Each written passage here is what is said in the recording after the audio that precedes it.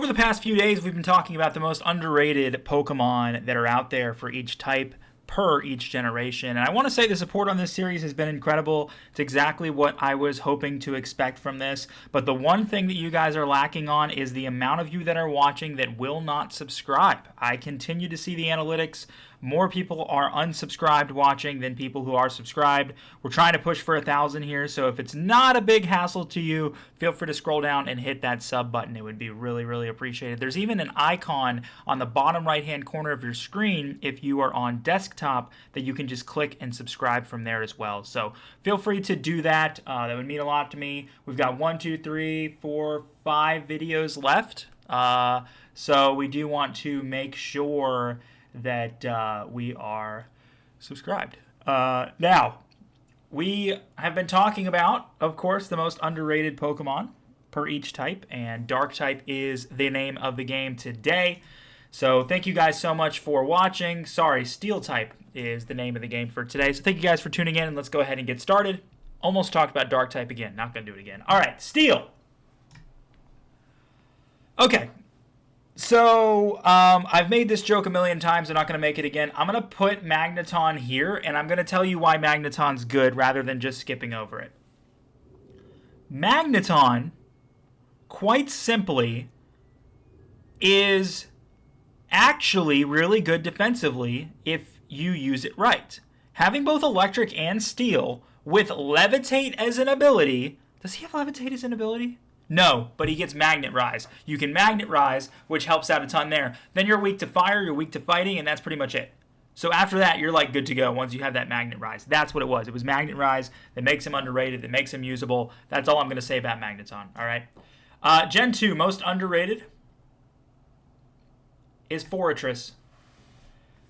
When you are, quite simply, one of the best walls in the game, and if the fire typing didn't exist, you would be practically unstoppable. This thing gives you rocks, it gives you spikes, it gives you protect, you can put toxic on it, you can tank whatever you want and just stay out there and be a nuisance. That is exactly what Forretress does. Period. Gen 3. Underrated? It's actually funny because there's so many good Gen 3 steals. There's so many good ones. There really is. No, guys, I'm joking. It's Aggron. I mean, everything else is just really, really good. I wouldn't even say Aggron is underrated, but I would say that everything else on this list is just too strong, and Mawile is garbage. Aggron is a great tank. He gets every good steal move you could ask for.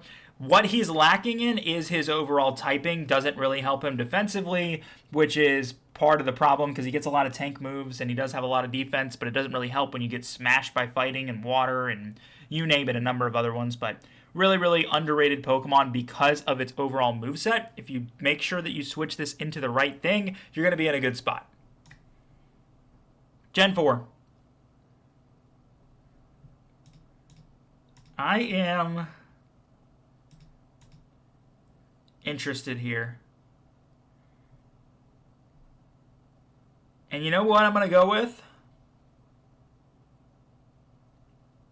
Give me Bronzong. Kind of like what I talked about with Aggron, where this thing's a good wall. It's a great special wall. But on top of being a great special wall, it's an excellent typing.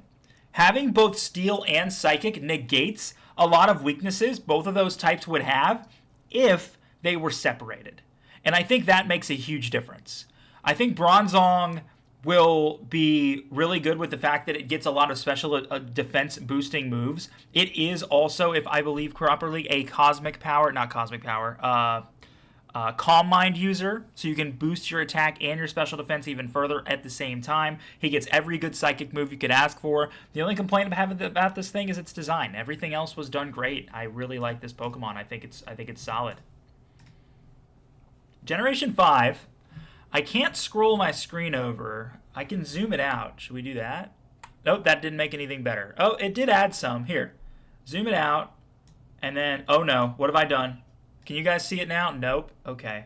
This is just... Oh, I know what to do. Hold on, guys. I got you. Look at that. Oh, look at that.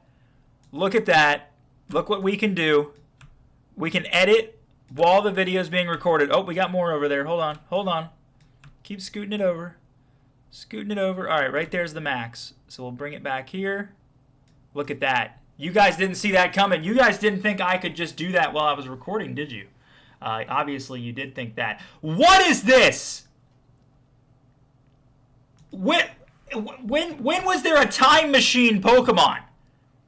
Is that a time machine? It's got a clock? What is going on? What is this? Did Mega Tyranitar come out earlier than we thought? Is there a secret Tyranitar regional variant we didn't know about? What's going on here? What is this? That's not a Pokemon. I've never seen that before in my life. And I guarantee the last time I talked about steel types, this wasn't there. I guarantee. There's no way that was there. There's no way that was there. Okay, the answer is obviously Kling Klang. Gear Shift. Gear Shift is the only thing I want to say about it. It's one of the best moves. It's the only move. It's a Kling Klang specific move. It's awesome. He also gets Autotomize on top of that to boost his speed. This thing's excellent. Kling Klang is a really good Pokemon. He sets up incredibly well. For Gen 6, it's Klefki. I wouldn't even say Klefki was underrated because people talked about Klefki in Gen 6 as one of the best ones, but we all know who the actual best one in Gen 6 is. So if it's not going to be that, it's going to be Klefki because I'm not going to count Megas. Actually, I think I have counted Megas before, but I honestly think these Gen 6 Megas are just too overpowered. It is what it is. But Klefki, Steel Fairy, gets great moves and can pack a punch, despite the fact that it's just a tiny little set of keys. Gen 7, if you have ever fought against a Togedemaru, you know what I'm talking about. Zippy Zap is incredibly strong. Zippy Zap, is that the move it gets? No, it has a unique move. What's the unique move this thing gets? Is it Zippy Zap? It's one or the other. Regardless, the unique move that this thing gets, whatever it is, I know is incredibly fast. And on top of that, he also can wear Rocky Helmet, and I believe it has... it's not Rough Skin, but it's the same thing as Rough Skin for its ability, just to make things even better, right? This thing is bulkier than you think it is when you look at it. I mean, it's fat, but it's so tiny that you just don't expect it to be bulky until you hit it, and then you really get hurt. So this thing is excellent for you, and it negates any Skill Link user almost immediately as well, which Skill Link was really popular in Gen 6 and 7, and they kind of just got rid of it because it was OP. So, you know, it is what it is.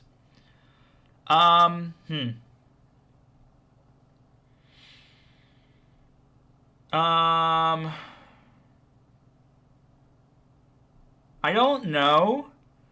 I mean, it's the elephant. I don't know. I forgot the elephant's name. Kaparaja? Kaparaja is his name. He's a tank. He's a massive tank. It's a Pokemon you see all the time, but you look at its design and you don't think that you want to use it because of how slow it is, and you probably already have a Corviknight, so why on earth would you ever catch one of these? And if you don't have a Corviknight and you don't have a Kaparaja, you're getting this or this as the game goes on. So it's like, why not just go for Kaparaja? Because no one really thinks about this Pokemon. It's kind of forgotten by comparison, and it's an ugly design, which is why nobody really likes it. But can it pack a punch for you and be a tank at the same time? Yeah, it gets actually really good moveset as well. Like, some Pokemon I feel like are just drawn back by their moveset, but I thought Kaparaja I don't think is. All right, Generation 9.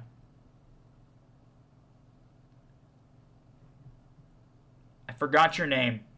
You're the snake guy who's a steel type, and you get coil, and you get a whole bunch of other snake related moves, and also ground moves, and also steel moves, and I think you have something where like you negate ground moves and like all that good stuff. That's what this guy is, and I already forgot his name. I keep thinking of Sandaconda. That's not what he is. And he's Orthworm. Orthworm is his name, and I'd say he's probably one of the more underrated ones because like obviously people love Tinkaton. Reverum people love for its design, but it's not very good, and that leaves us here. So, you know, I think that makes sense to me. Most underrated, though, I'm going to go with Bronzong. I just think people look at this thing and they use it, and the problem with Bronzong is the fact that its attack is so low that you use it a few times, or you even use it as a Bronzor and you think it's weak and you give up on it. At least if you're somebody playing Generation 4 for the first time and have never seen it before, you give up on it. But as it gets its moveset going and you get some ability to boost your special attack on top of already having great special defense, it does a lot for you in that situation. So definitely would go to Bronzong here as the most underrated. So that's the list. Thank you so much for watching. Comment your list down below if there is some disagreements you have. I've seen a few of you guys have been doing that. I really appreciate it. And I will see you guys for some fairy types. Then we've got starters, we've got gimmick forms, and we've got legendaries, and then we're done. So we have 1, 2, 3, 4 more to go, and then I'm going to figure out something else to do. Hopefully we're at 1,000 subscribers then. I would be happy to receive some feedback on this video if anybody's watching here on the end, if you'd like to let me know what you'd like to see. I'm sure Sporkle has a lot more new Pokemon quizzes that I can try as well. No logic puzzles. Do not ask me to do any more of those. But everything else we will consider. I know I've been getting a lot of requests for Pokemon Showdown content. I definitely want to do that some more, not just on a holiday thing where I build a holiday team, but maybe try some different stuff on that as well. So I'll give that a shot as well. But anyway, thanks for watching, and I will see you guys in the next one.